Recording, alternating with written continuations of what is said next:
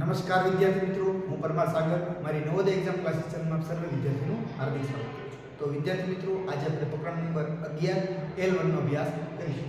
તો સૌપ્રથમ દરેક વિદ્યાર્થી મિત્ર વિડીયોને લાઈક કરી દેશે અને નોટ અને પેન લઈ અને ફટાફટ સરેરાશ વિડીયો જોવા બેસી જશે. તો ચાલો આપણે પહેલા પ્રશ્નનો આપણે અભ્યાસ કરીએ. તો પ્રથમ પ્રશ્નમાં અવલોકન કેટલા છે? તો 1 2 3 4 5 અને 6 અવલોકન છે. તો 6 અવલોકનનો આપણે સરવાળો કરવાનો રહેશે. એટલે કે 6 અવલોકન કયા કયા છે? તો કે 87 88 89, પાછું 87 88 અને 89.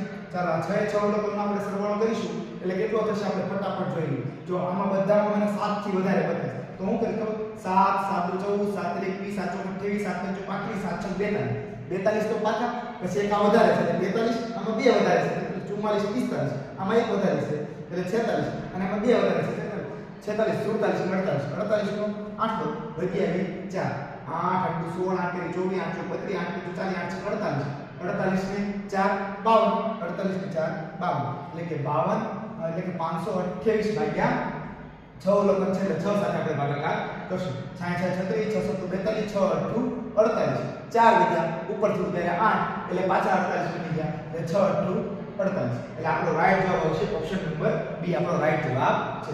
ચાલો આપણે આગળ બીજા પ્રશ્નનો આપણે અભ્યાસ કરી લઈએ કે બીજા પ્રશ્નમાં શું કહ્યું છે? તો કે 91 92 93 94 95 ની સરેરાશ કેટલી થાય? તો ખૂબ સરસ વિદ્યાર્થી મિત્રો છે કે તમે આપણા જૂના L1 અને L2 જોઈ હોય ને ગયા વર્ષ વાળીમાં તો પણ તમને ખ્યાલ આપી શકે. કોઈ પણ ક્રમિક સંખ્યા હોય એટલે કે તફાવત સરખો છે. 91 માં 1 નાખો એટલે 92 92 માં 1 નાખો એટલે 93 93 માં 1 નાખીએ એટલે 94 94 માં 1 નાખીએ એટલે 55. એટલે કે ટૂંકમાં તફાવત એક સરખો છે, બધામાં એક સરખો ઉમેરો કરવો પડે છે. જ્યારે આવું હોય ને ત્યારે તમારે ટોટલ અવલોકનો હોય, ટોટલ અવલોકનો આમાં કેટલા અવલોકનો હશે? તો કે 1 2 3 4 અને 5. તો 5 અવલોકનમાં વચ્ચે કયું અવલોકન છે? તો સાહેબ વચ્ચે તો આમાં મને 93 બતાય છે. મને આ 5 અવલોકનમાં વચ્ચે તો મને 93 બતાય છે. તો આનો જવાબ કયો હતો? Option number C. ખૂબ સરસ મજાનું છે. સાહેબ અહીંયા જુઓ 91 92 93 94 તમે પેલું એવું જ છે કે એક જ તફાવત છે બધામાં, એક એક ઉમેરીએ છીએ તો સરેરાશ કેટલી થશે? સાહેબ આમાં વચ્ચે વાળો તો મને કોઈ બતાવતું જ નથી, વચ્ચે તો કોઈ આવતું જ નથી. કેમ? તો કે જો આ બાજુ 91 થાય, આ બાજુ 94, આ બાજુ 92 થાય, આ બાજુ 93 થાય, વચ્ચે કોઈ આવ્યું જ નહીં. તો મેં જો કોઈ ઉપાધિ નહીં કરવાની, તમારે શું કરવાનું કે પ્રથમ પદ છે 91 અને છેલ્લું પદ છે 94 એનો સરવાળો કરવાનો. એટલે કેટલા થશે? 9 9 18 એટલે કે 185 ના બે સરખા ભાગ પાડી દેવાના. તો આના બે સરખા ભાગ પાડવું એટલે 2 9 18 પછી ઉપરથી ત્યારે 5 એટલે 2 કા 2 2 4 5 માંથી 4 ગયા 1 વધ્યો આપણે પોઈન્ટ મૂકીએ એટલે 10 બની જશે એટલે 2 5 10 એટલે 92.5 આનો રાઈટ જવાબ હતો 92.5. અહીંયા ઓપ્શન નંબર ડી ઉપર આપેલો પણ છે 92.5. ચાલો ચોથો પ્રશ્ન આપણે અભ્યાસ કરી લઈએ કે 10 12 14 16 18 ની સરેરાશ કેટલી થાય? તો સાહેબ હવે જો તો કે આ બધામાં તફાવત તો સરખો છે. 10 માં 2 નાખો એટલે 12 12 માં 2 ઉમેરી એટલે 14 14 માં 2 ઉમેરી એટલે 16 16 માં 2 ઉમેરી એટલે 18 તો સરેરાશ કેટલી થાય? તો સાહેબ તમે કહું કહ્યું હતું કે વચ્ચે વાળું પદ હોય એનો જવાબ. ચાલો આમાં વચ્ચે વાળું પદ કોણ છે? આ બાજુથી 10 ગયા, આ બાજુથી 18, આ બાજુથી 12 ગયા, આ બાજુથી 16 ગયા, તો વચ્ચે કોણ છે? સાહેબ 14 છે. સાવ સરળ છે. તો આનો જવાબ હતો ઓપ્શન નંબર ડી. ખૂબ સરસ મજાનો તમે જવાબ આપીશ. જેમ કે પાંચમા પ્રશ્નમાં તમે અભ્યાસ કરો કે 10 12 14 અને 16 સાહેબ આમના વચ્ચે કોઈ છે જ નહીં તો શું કરશું? મેં તમને અહીં કરેલી રીતે છે કે તફાવત જ્યારે સરખો હોય ત્યારે તમારે પ્રથમ પદ કેટલું છે? તો કે 10 અને છેલ્લું પદ કયું છે? 16. એ બંનેનો સરવાળો કરશો એટલે કેટલા થશે? 26 અને 26 ના બે સમાન ભાગ કરશો એટલે 2 કા 2 કેટલા વધશે? ઉપર 2 તેરી 6 એટલે શૂન્ય વધ્યા અને જવાબ શું આવ્યો? 13. તો આનો રાઈટ જવાબ ઓપ્શન નંબર કયો આવશે? 13. ક્યાં છે ઓપ્શન નંબર 13? અહીંયા ઓપ્શન નંબર 13. એટલે કે ઓપ્શન નંબર શું વિકલ્પમાં 13 ક્યાં આવે છે? તો કે ઓપ્શન નંબર સી ઉપર આપેલા છે. તો આ રીતે સરળ રીતે પણ તમે કરી શકતા. ચાલો આપણે આગળ છઠ્ઠા પ્રશ્નનો પણ અભ્યાસ કરી લઈએ કે પ્રથમ 5 વિભાજ્ય સંખ્યાની સરેરાશ કેટલી હશે? પ્રથમ 5 આપણે વિભાજ્ય સંખ્યા કઈ છે પહેલા આપણને ખ્યાલ હોવો જોઈએ. જેમ કે પ્રથમ વિભાજ્ય સંખ્યા 4 છે, ત્યારબાદ 6 છે, પછી 8 છે, 9 છે અને 10 છે. આ પ્રથમ 5 વિભાજ્ય સંખ્યા છે. આ પ્રથમ 5 કેટલી છે ને? હા, પ્રથમ 5 વિભાજ્ય સંખ્યા. તો ચાલો ફટાફટ સરવાળો કરી નાખીએ. 9 ને 8 17, 17 ને 6 17, 18 19 20 21 22 ને 23, 23 માં 4 ઉમેરીએ તો 23 24 25 26 27 નો 7 વધ્યા 2 એટલે કેટલા બની ગયા? 37. 37 ને આપણે 5 સંખ્યા લીધી પ્રથમ 5 વિભાજ્ય સંખ્યા એટલે 5 વડે ભાગાકાર કરીએ 5 સત્તુ 35 કેટલા વધ્યા 2 પોઈન્ટ મૂકીએ એટલે કેટલા બની જશે 20 5 ચોક 20 એટલે 7.4 આનો રાઈટ જવાબ કયો આવશે ઓપ્શન નંબર ડી 7.4 એટલે કે આપણો જવાબ છે ઓપ્શન નંબર ડી ચાલો 7મા નંબરના પ્રશ્નનો અભ્યાસ કરીએ કે 7મા નંબરનો પ્રશ્નનો અભ્યાસ કરતા શું માલુમ પડે છે કે પ્રથમ 5 એકીય અવિભાજ્ય સંખ્યા જો 2 થી શરૂઆત ન કરતા કેમ તો કે 2 થી શરૂઆત કરશો તો બેકી બની જશે એટલે તમારે પ્રથમ 5 કરી પણ કેવી એકી એટલે કે 3 5 7 11 13 જો અવિભાજ્ય સંખ્યા કહેવાય 3 5 7 11 13 અને અવિભાજ્ય સંખ્યાની વાત અહીંયા કરી છે એટલે આપણે અવિભાજ્ય સંખ્યા લખવાનું 2 નો લખતા જો આ પ્રથમ 5 અવિભાજ્ય સંખ્યા નથી પ્રથમ 5 એકી અવિભાજ્ય સંખ્યા કીધી એટલે ખાસ ધ્યાન આપવાનું છે 7 ને 3 10 ને 11 11 ને 5 11 ને 5 16 ને 16 ને 3 19 નો 9 વધ્યા 2 કેટલા આવ્યા 3 એટલે 39 ને તમારે 5 સાથે ભાગવાના છે 5 સત્તુ 35 કેટલા વધ્યા 4 પોઈન્ટ મૂકતા કેટલા બની જશે 40 5 અઠ્ઠું 40 એટલે કે 7.8 આનો રાઈટ જવાબ છે ઓપ્શન નંબર એ આનો રાઈટ જવાબ છે ચાલો આપણે 8મા નંબરના પ્રશ્નનો અભ્યાસ કરી લઈએ 6 ના પ્રથમ 6 ગુણજોની સરેરાશ જણાવો જો 6 ના પ્રથમ 6 ગુણજોની સરેરાશ કીધી તો આપણે છે ને 1 2 3 4 5 6 ગુણજો કીધા કોના 6 ને ફરી તો આપણે 6 ને યાદ રાખશું પણ આમાં વચ્ચેવાળું પદ કયું આવે સાહેબ મને વચ્ચેવાળું પદ તો અમે કે મળતું નથી તો મેં તમને કીધું એમ કે પ્રથમ પદ અને અંતિમ પદનો સરવાળો કરી અને બે સાથે ભાગી નાખો એટલે 7 ને 2 ભાગ્યા તો કેટલા થઈ જશે 3.5 હવે 3.5 ને તમારે 6 એટલે ગુણી દેવાનું એટલે આ તમારો જો સાહેબ અમને પોઈન્ટ વાળો આવડતો નથી મેં કાઈ વાંધો નહીં દશાંશને દૂર કરતા છેદમાં 10 આવે 5 દૂર 10 હવે 36 ના 2 ભાગ કરો એટલે 18 તો આનો રાઈટ જવાબ કેટલા હતા 18 ઓપ્શન નંબર બી આનો રાઈટ જવાબ છે ચાલો 9મા નંબરનો પ્રશ્નનો અભ્યાસ કરીએ કોઈ એક સંખ્યાના પ્રથમ 7 ગુણજોની સરેરાશ 28 હોય તો તે સંખ્યા જણાવો માનો કે હાલો સર મારે લખવું નથી એમના માપી દીજો મેં હા 7 ગુણજોમાં વચ્ચે કયો ગુણજો આવે ચાલો આ તમે 7 ગુણજો લખીને બતાવો એટલે તમને ખ્યાલ આવે કે 7 ગુણજો હોય 1 2 3 4 5 6 7 હાલો 7 ગુણજોમાં આપણે વચ્ચે વાળો ગુણજો પહેલા ગોતવાનો તો ચાલો 1 2 3 ઉપરથી ગયા 1 2 3 નીચે છે એટલે વચ્ચે વાળો ગુણજો કયો છે 4 છે હવે આપણે કઈ સંખ્યા લીધા કોઈ એક સંખ્યા હવે માનો કે 7 છે તો 7 નો 4 ગુણાકાર કરું તો એની સરેરાશ 28 આવી પડે તો 7 ચોક 28 તો કે હા 7 ચોક 28 થઈ જાય છે એટલા માટે આપણો રાઈટ જવાબ ઓપ્શન નંબર એ હતો ચાલો આપણે 10મા નંબરનો અભ્યાસ કરી લઈએ 13 17 19 23 અને x ની કિંમતની સરેરાશ 19.6 છે તો x ની કિંમત શોધો ચાલો તો આપણે ફટાફટ છે હું અહીંયા સંખ્યા લખી દઉં છું જેમ કે 13 17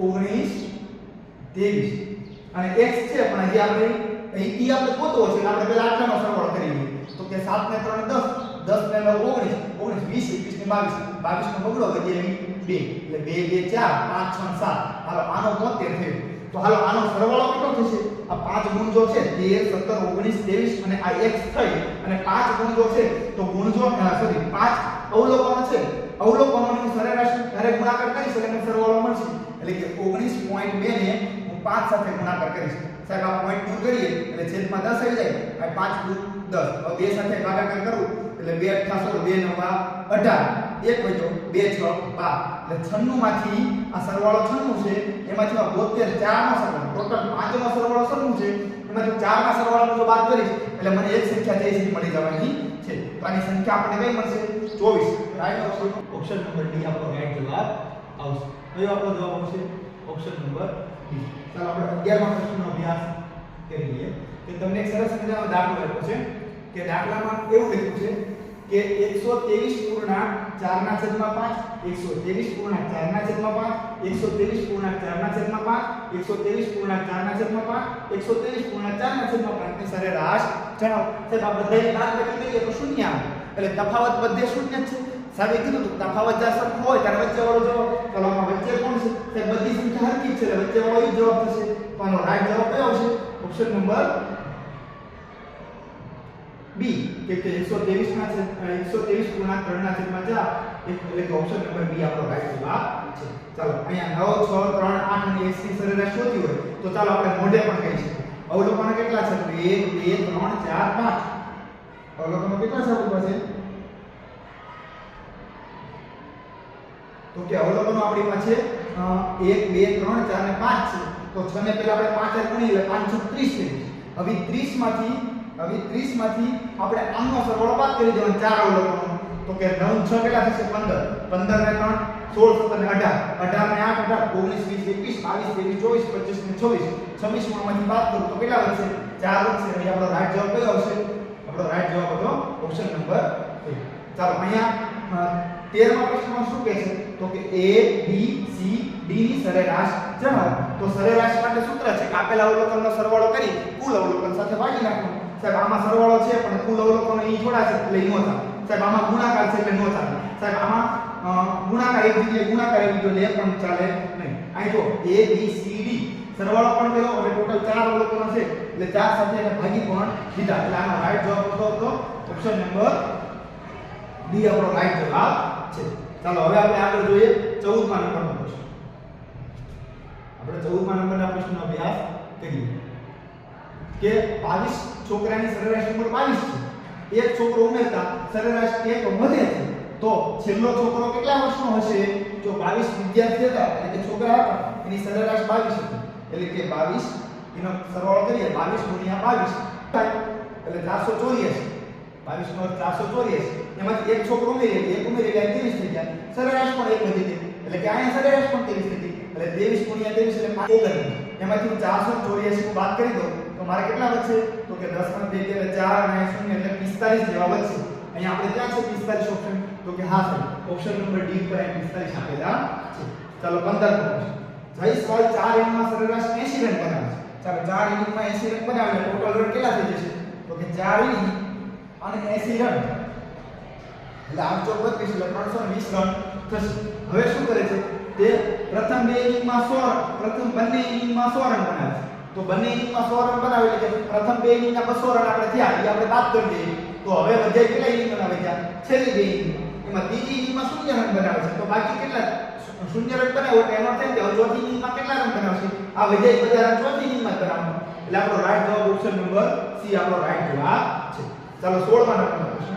22 સંખ્યાની સરેરાશ શોધો જેમાં પ્રથમ 12 સંખ્યાની સરેરાશ 12 છે. ચાલો પ્રથમ 12 સંખ્યાની સરેરાશ કેટલી છે? 12. તો આપણે શું કરશું?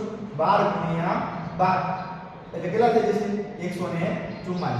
અને છેલ્લી 10 સંખ્યાની સરેરાશ 10 છે એટલે 10 × 10 એટલે 100 એટલે ટોટલ કેટલી સંખ્યા થઈ ગઈ? તો કે 244. એવી 22 સંખ્યાની સરેરાશ આપણે શોધવી હતી એટલે 244 ભાગ્યા 22. 22 એકા 22 કેટલા વધ્યા? 2 ઉપરથી ઉતાર્યા 4. 22 એકા 22 કેટલા વધ્યા? 2. બસ એટલે પોઈન્ટ મૂકો એટલે શૂન્ય બની જશે. હજી ભાગ ન હોય તો એટલે તમારે શું કરવું પડશે?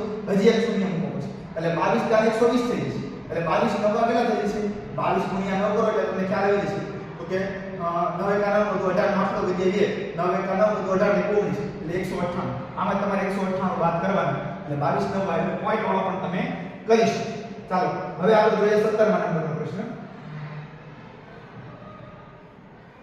ચાલો આપણે 17મા નંબરના પ્રશ્નનો અભ્યાસ કરીએ કે સરાસરી એટલે આપેલી સંખ્યાનો ખાલી જગ્યા કરી તેનો કુલ અવલોકન સાથે ભાગાકાર કરો. તો હમણાં આપણે વાત કરી કે કુલ અવલોકનનો સરવાળો કરી એટલે સરવાળો કરવાનો હતો એટલે બહુ સરસ મજાનો જવાબ આપણે સરસ નાનો એવો જવાબ બેઠો માર્ક પડી ગયો. ચાલો 18મા નંબરનો પ્રશ્ન. આપેલ અવલોકનનો તફાવત સરખો હોય તો કયું સૂત્ર ઉપયોગ કરી શકાય? તો હમણાં જ આપણે કહેતા હતા પ્રથમ પદ વત્તા અંતિમ પદ ભાગ્યા 2 એટલે ઓપ્શન નંબર એ આપણો રાઈટ જવાબ છે.